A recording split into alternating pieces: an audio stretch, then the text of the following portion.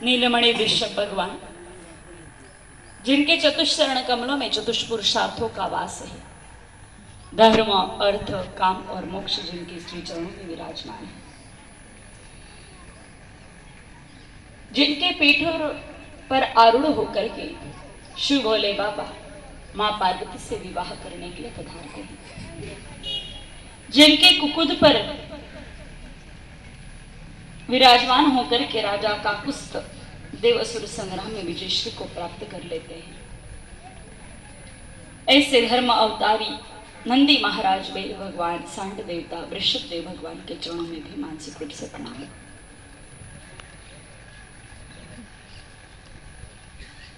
सहजता की मूर्ति,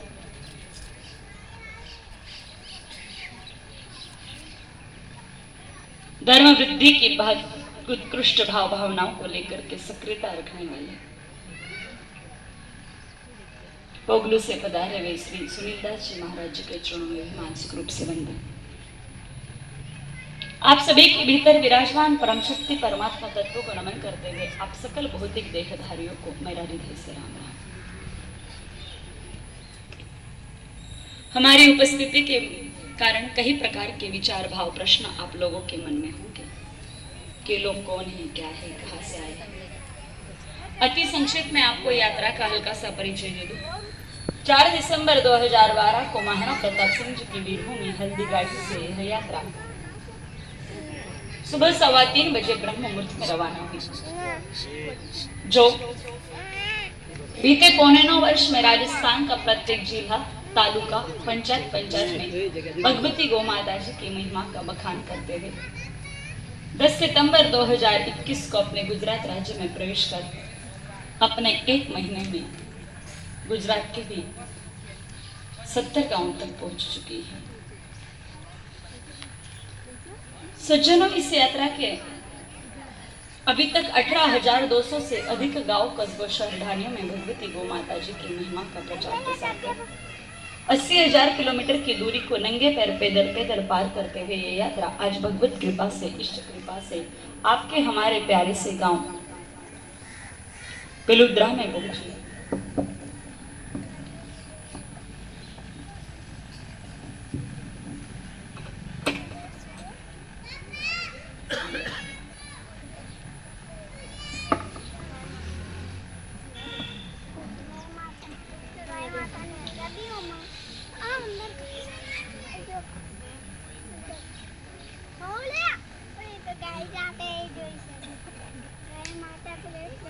इस यात्रा के प्रणेता मेरे परम पूज्य सदगुरुदेव भगवान हैं, जिन्होंने इस यात्रा को सफल बनाने के लिए कई सारे कठोर संकल्प लिए हैं।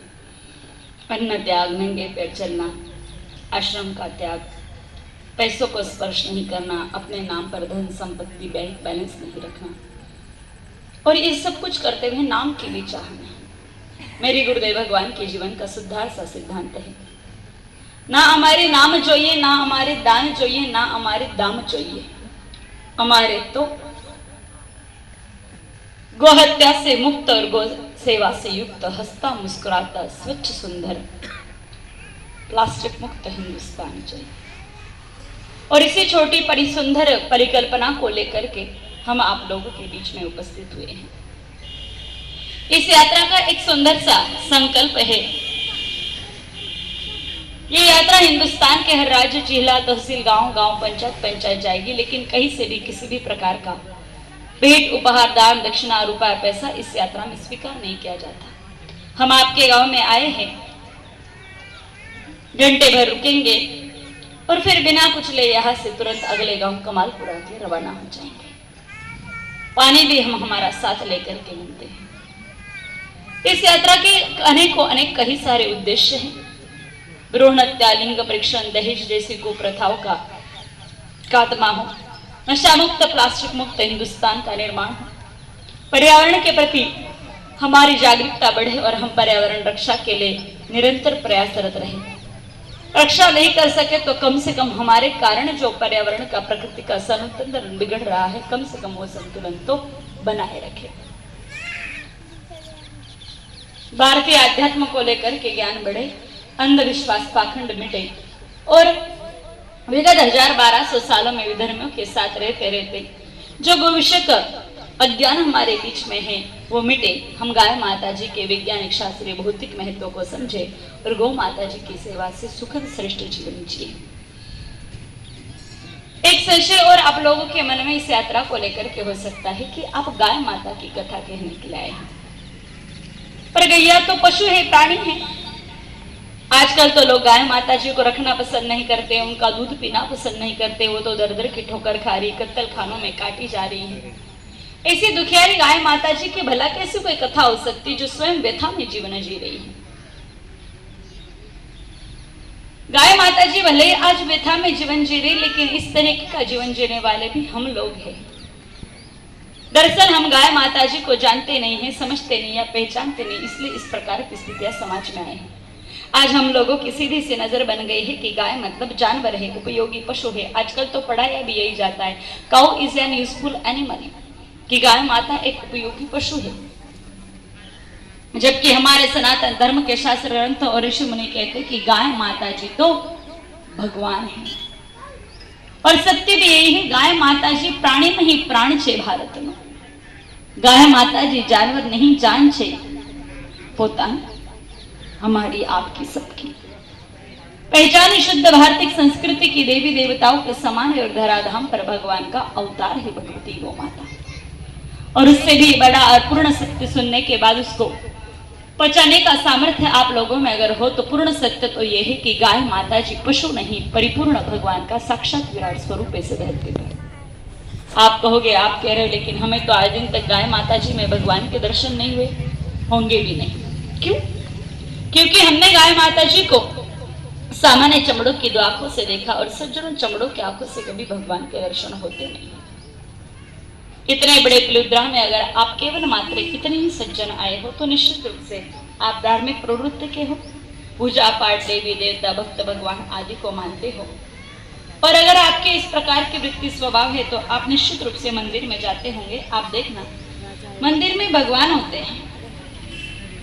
कोई भी मंदिर में जाए, चाहे 3 साल का छोटा सा बच्चा हो, 99 साल के बुजुर्ग दादाजी, कोई भी मंदिर जाएगा तो क्या करेगा? सबसे पहले मंदिर के सीढ़ियों पर प्रणाम करेगा, फिर मंदिर के भीतर चला जाएगा, फिर भगवान के सामने हाथ जोड़ करके आंखें बंद करके प्रणाम करेगा। बात बराबर? सभी आंखें बंद करते। हम पूछते हैं क्यों? जब हम घर से निकले, समय को बर्बाद किया तो आंखें खोल करके भगवान के दर्शन करने चाहिए थे। ये आंखें खोलने का बंद करने का सिलसिला आपको हमको किसने सिखाया? मंदिर के बाहर सूचना पट पर लखेलू छे कि आंखों बंद करीने भगवान रा दर्शन करवा। कहीं लिखा नहीं, कहीं सुना नहीं, कहीं पढ़ा नहीं, फिर भी आप और हम आंखें बंद करते हैं। क्यों?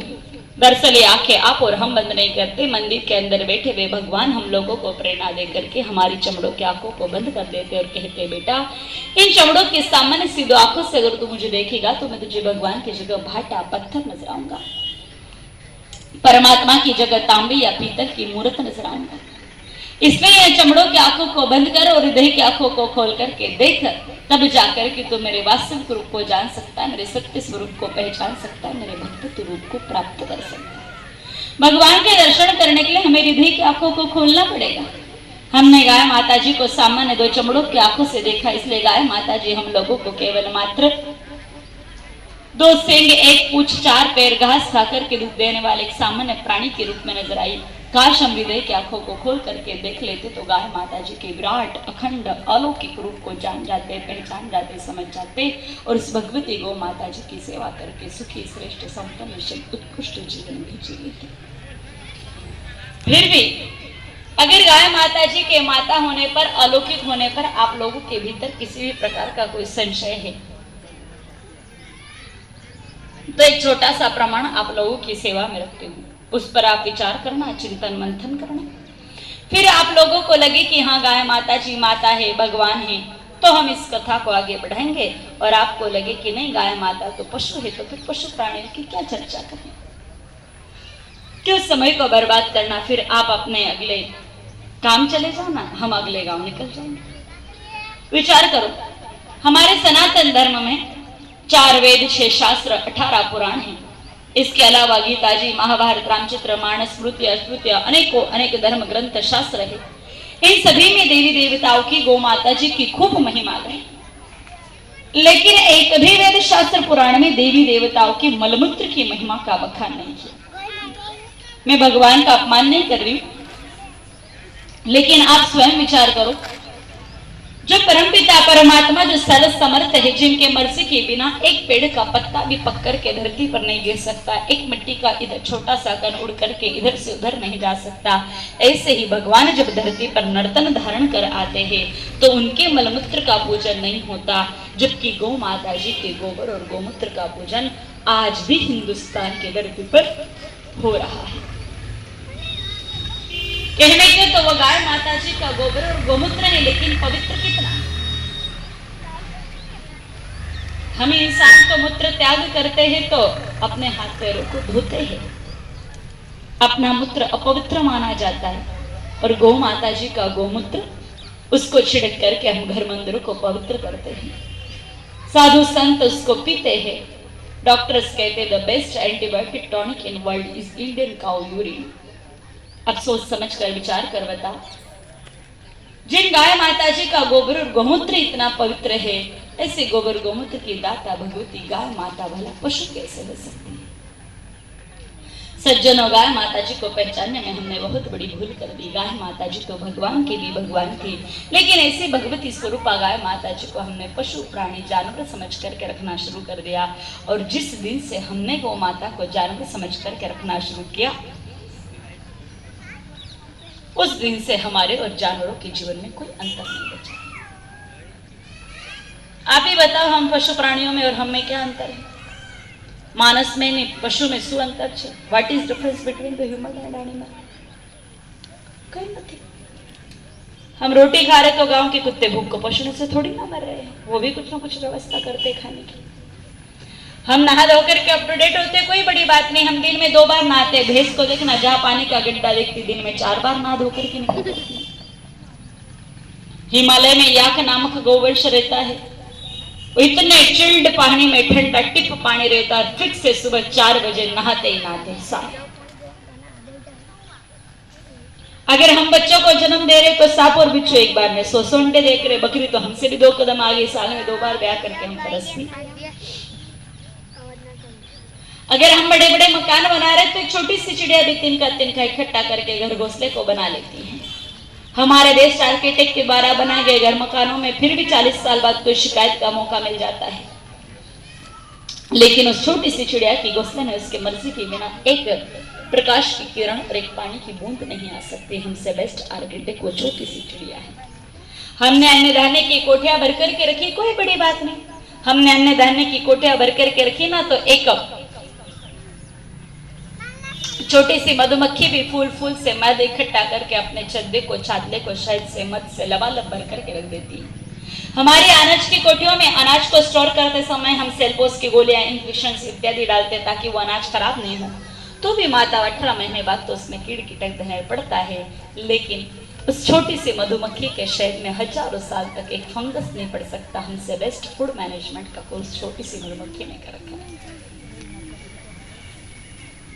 हम कहोगे हम बच्चों को पढ़ाते, लिखाते, नौकरी लगवाते, तो हिंदुस्तान के कुत्ते भी तो प्रशिक्षण लेकर के पुलिस कर्मचारी और फौजियों के साथ कदम से कदम मिलाकर के राष्ट्र सेवा में अपना सहयोग दे रहे हैं। इंसान नौकरी कर रहा है तो हिंदुस्तान की धरती पर तो कुत्ते भी नौकरी कर रहे हैं। आप कहोगे वी आर स्टैंडर्ड पर्सन, हम अलग अलग तरीके के कपड़े पहनना जानते हैं। सुबह मॉर्निंग वॉक, योगा के लिए अलग ड्रेसेस पहनेंगे, घर का काम हो, चारा वारा काटना हो, खेती बाड़ी का काम हो तो अलग ड्रेस पहनेंगे, घर से बाहर निकलना हो तो नई अच्छी साफ सुथरी ड्रेस पहन के निकलेंगे। नाइट को सोते समय नाइट ड्रेस कुछ लोग और अलग से पहन लेते हैं, कोई बड़ी बात नहीं है। हम दिन में 4 बार रंग बदल करके अपने शरीर का रंग बदलते हैं। गिरगिट होता है ना, गिरगिट, वो तो बिना कपड़े बदले ही अपना दिन में 4 बार रंग बदल लेता है। अपनी राजस्थान गुजराती भाषा में कक्का टोके बेचे। हम रंग बदल रहे तो कोई बड़ी बात नहीं। ये नहाना धोना, धंधा इकट्ठे करना, बच्चों को जन्म देना, क्रीम पाउडर चौपड़ करके बाबूजी मैडम बढ़कर के घूमना, ये काम तो इस धरती पर पशु प्राणी ढोर मवेशी जानवर भी कर रहे हैं। जानवरों में और हमें अंतर था, और अंतर था मुख्य रूप से एक, और वो थी मुस्कान।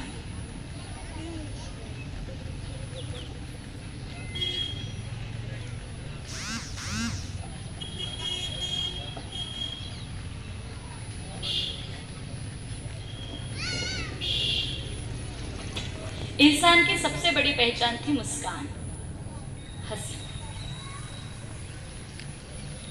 इस धरती पर हम इंसानों के अतिरिक्त तो कोई नहीं हंस सकता। आपने किसी गधे को हंसता हुआ देखा है क्या? नहीं देखा। पर किसी दिन गधा अगर हंसता मुस्कुराता दिख जाए ना, तो समझ जाना ये गधा अगले जन्म में इंसान बनने की प्रैक्टिस कर रहा है। और कोई इंसान अगर 24 घंटे मुंह लटका करके बैठ जाए ना, तो समझ जाना अगले जन्म में ये, हाँ आपने बोला पर सच ही बोला। Smile is a very most necessary for human life. हंसना मानव जीवन के लिए बहुत जरूरी है, इसलिए हर इंसान ने मुस्कुराना चाहिए। पहले हंसी मुस्कान थी अपने भारत में, गीत गाए जाते थे। अलबेलों के इस धरती के त्योहार भी अलबेले, कहीं दिवाली की जगमग तो कहीं होली के मेले। जहाँ राग रंग और हंसी खुशी का चारों ओर है मेला, वो भारत देश है मेरा। थी हंसी। दिवाली आती, महीना भर पहले माताएं पहले लिपाई पुताई में लग जाती थी, घर के सफाई काम काज में लग जाती। दिवाली के बाद अगर किसी गांव में चले जाओ ना, तो सारा गांव नया बसा हो ऐसा दिखाई देता था। होली से एक महीना पहले गांव के नौजवान भाई उस होली के वृक्ष को उखाड़ करके लाते, होली का दहन की जगह पर रोक देते। बेटियां छान के उसके लिए छोटे छोटे गोबर के बुलबुले बनाया करती थी।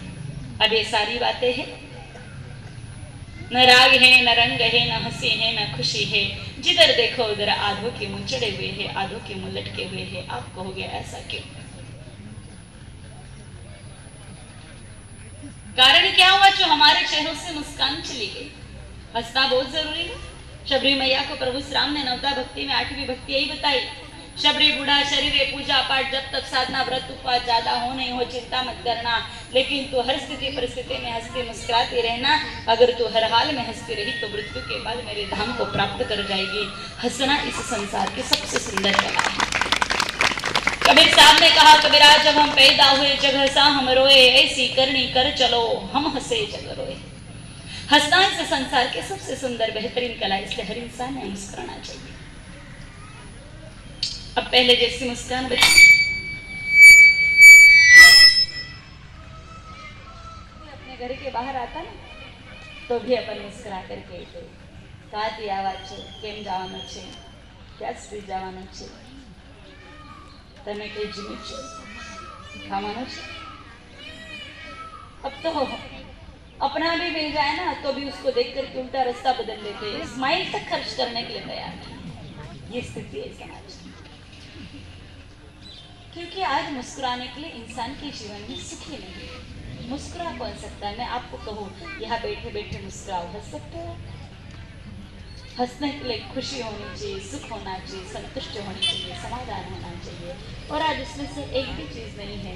आज इंसान के जीवन में सिर्फ निराशा है, दुख है। कौन सुखी आज? सुखी हो तो हंसोगे। कोई तन दुखी, कोई मन दुखी, कोई धन बिन बहुत उदास, थोड़ा थोड़ा सब दुखी, सब में सुख की तलाश। आज सारा संसार सुख की तलाश है। जन्म से लेकर के मृत्यु तक इंसान सुख ही सुख ढूंढ रहा है। अफसोस लाश बनने तक उसकी तलाश पूर्ण नहीं हुई। पहले तलाश थी ही नहीं। जब तक गाय माताएं थी तब तक सभी प्रकार के सुख थे, सुखे थे, तब तक चेहरे पर हंसी मुस्कान भी थी। सारे सुख थे, तन का सुख था, निरोगी काया थी। 100-125 साल की उम्र पूरी करते गोली टैबलेट टिकड़ी खा करके सोने की जरूरत नहीं पड़ती।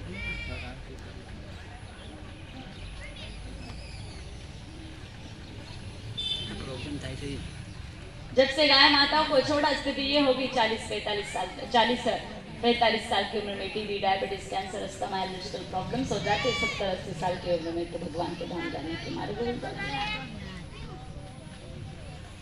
आज से 35 साल पहले जब तक हमारे घरों में गैया मैया थी, तब तक धन धारने का सुख था।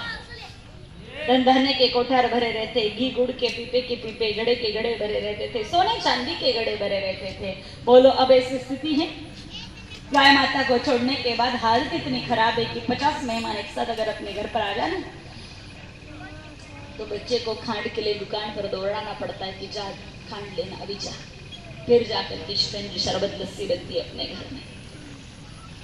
सोने चांदी की बात ही मत करना, क्योंकि हर तीसरे घर में कोई कोई कर्ज है। Car loan, home loan, education loan, tractor की किस्त, ये खेती बाड़ी के अन्न का मुख ले लिया हुआ कर्ज सबके मारे।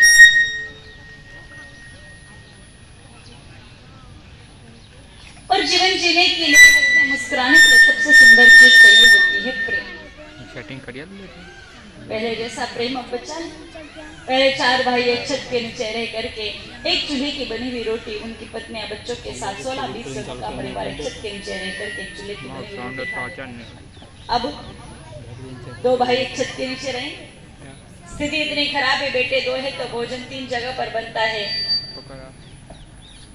दोनों बेटे अलग अलग कोने में खाना बना करके खाते और भरी वृद्ध अवस्था में दादा दादी अलग ही कच्ची पक्की रोटियां सेक करके खा रहे।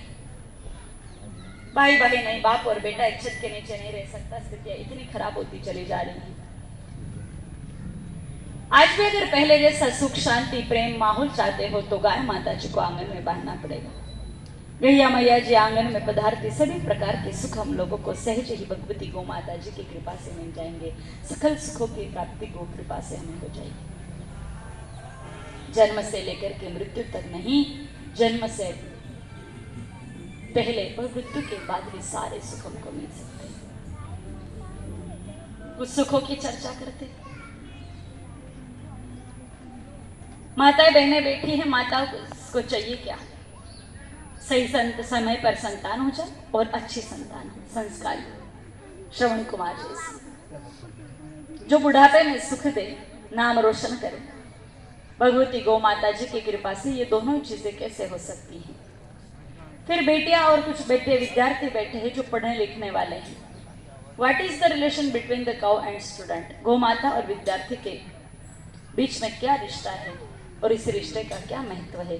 इस पर विद्यार्थियों से बात करेंगे ताकि विद्यार्थी की जितनी भी एजुकेशनल प्रॉब्लम, शैक्षणिक समस्याएं हैं, उन सकल समस्याओं का समाधान हो जाए।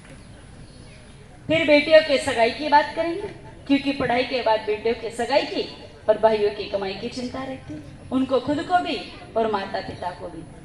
तो माता बहनों की अच्छी संतान, विद्यार्थियों की पढ़ाई, बेटे बेटी की सगाई, भाइयों की कमाई, हम सब की दवाई और अंत में गमाई।